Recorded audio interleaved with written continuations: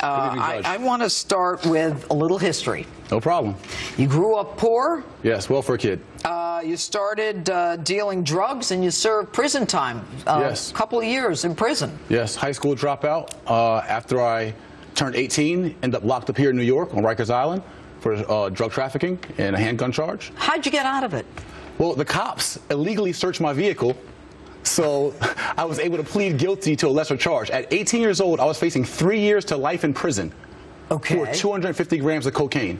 So that's the kind of aggressive laws we have, first of all. As an 18-year-old kid, I don't want to talk about the drug laws tonight. Right. I want to talk about you. You're sitting in front of me. You're pretty dapper there. Thank you. How did you get out of a life of crime? Hope, first of all.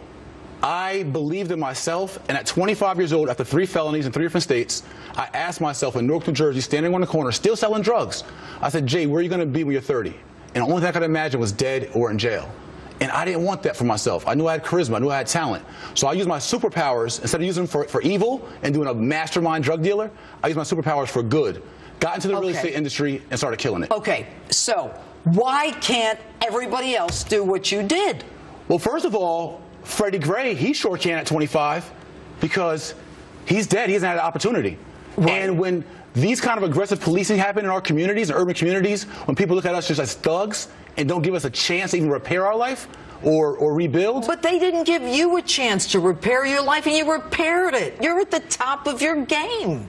I am, true, indeed. But I wouldn't have been had I been put back in the police van and my spine broken, neck broke. Look, that is a scenario where the police will probably be held accountable if they can prove beyond a reasonable doubt. True. That's not what I'm talking about.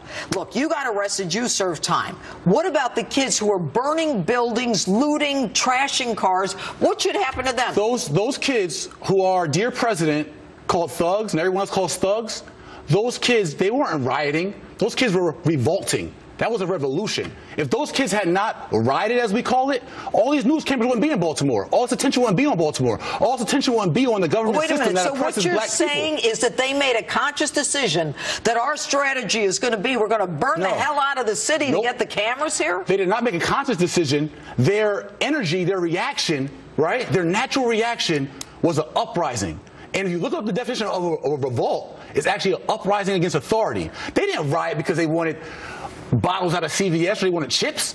They rioted, as you call it. They revolted because they were feeling oppressed people will always revolt. Did you revolt? Did you burn buildings? Did you trash police cars? No, I did not. You sold drugs. Right, correct. That was my revolution. Yeah, okay, right. That's your I went against the system. Okay, that's I went against the system and went and sold drugs because I thought I had no other opportunity here in America until I woke up. Yeah, you woke up, but nobody slapped it into you. You figured it out. Why can't they figure it out? And we're helping them do that here at YMC. So when YMC is your program, is called Young Minds Can. Young Minds Can. Okay, Join I want to talk about Baltimore. What's all right, you can keep helping them. I got arrested in Baltimore also. Oh, you got arrested? Guess what? I got arrested in Baltimore also. I got arrested in this week? No.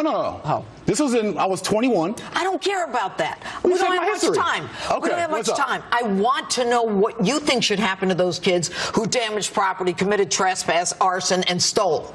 Listen, what should happen? There's sacrifices in a revolution. If those kids have to get fined, what's so crazy is that the kid who broke the police window has a $500,000 bail. The police officer who's arrested for murder has a lower bail than the kid who smashed the window. All right, Jay, you're coming back another night. Think about it. I know.